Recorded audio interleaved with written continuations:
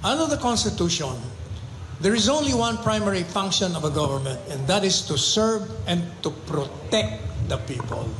You're head of government. If your government is failing, then kailangan gumawa ka na ng mga hakbang. May constitutional basis naman. Mag-declare ka ng revolutionary government. Bakit revolutionary government? Pag nag-declare ka kasi, you can abolish Congress. Legislative power belongs to you na. So, wala ka ng problema. Pwede mo na ipakulong lahat. Alam mo na naman kung sino eh. Ngayon, pinapadaan mo pa sa investigasyon. Ang accountability niya, dalawa lang yan. Either hindi niya talaga alam, napaglaruan lang siya, nabola siya, and all, or complicit siya. Pero, ang taong bayan, mapagpatawad. Kasi ang gusto ng taong bayan, ipakulong mo lahat yan. Abolish mo na yung kongreso yan. Wala na kaming tiwala dyan. Kung gagawin mo yan, patatawarin ka. Pero kung hindi, mas lalo kang madadali kahit mag-declare ka ng revolutionaryong gobyerno. Tingnan nyo ang pinagsasabi niya. Sa panahon ni FPRRD, bakit di niya sinabi yan? To protect and to serve the people. Bakit inamin pa ni FPRRD na di niya talaga pinaimbestigahan yung mga sandaan na pinatay na mga sabungero? Bakit di niya pinaimbestigahan yung inamin niya mga ghost projects at mga corruption sa panahon niya?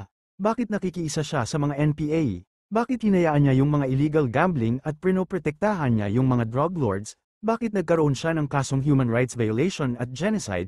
Kamo magdeklara si PBBM ng revolutionary government para matanggal ang House of Representatives o Senate o Congress? Pag inalis niya yan, uusigin niyo na naman ang pagka-diktador, at sasabihin niyo ginagaya ang ama na diktador na di naman talaga diktador.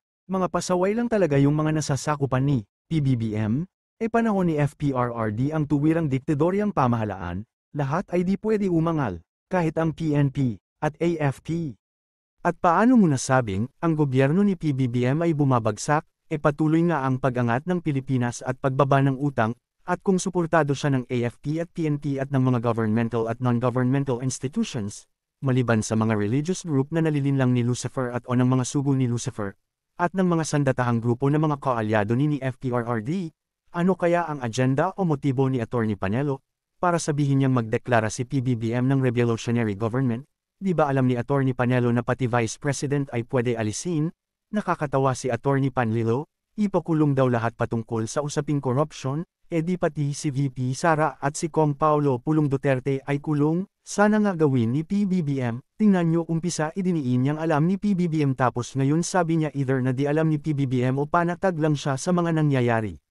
Kahit ako, di lang Kongreso ang gusto kong maalis, kundi ang ugat mismo, ang Senado at ngayon pati House of Representatives garapal na rin, at abogado po kayo Attorney Panelo, alam mong pag walang ebidensya ay di pwedeng husgahang may sala, at huwag niyo pong sasabihin ang salitang pagpatawad kay PBBM, dahil wala siyang pagkakasala, tulad ng sabi mo, kaya niya nga pinaimbestigahan kasi alam niyang wala siyang ikakadadamay, tulad kay FPRRD alam niyang maraming ghost projects at corruption sa panahon niya, pero di niya pinaimbestigahan dahil alam niyang madadamay siya, at ikaw mismo nagsabi na pinirmahan ni PBBM yung mga pondo, ibig sabihin kung kasabwat si PBBM at pinaimbestigahan niya si Cheese, Jenggoy, Joel, at Soldico ay dapat rektang sinangkat na siya kung kasabwat o may alam siya, at ikaw mismo nagsabi na either di niya talaga alam at na napapaglaruan lang siya, kaya paano mo dinidiin si PBBM sa umpisa ng paghahayag mo, at sa sinabi mong baka napaglaruan lang si PBBM? Parang alam mong sinasadya ng mga kaalyado ni FPRRD ang malakihan at malawakang pangungurakot para rin isisi kay PBBM para mapatalsik siya.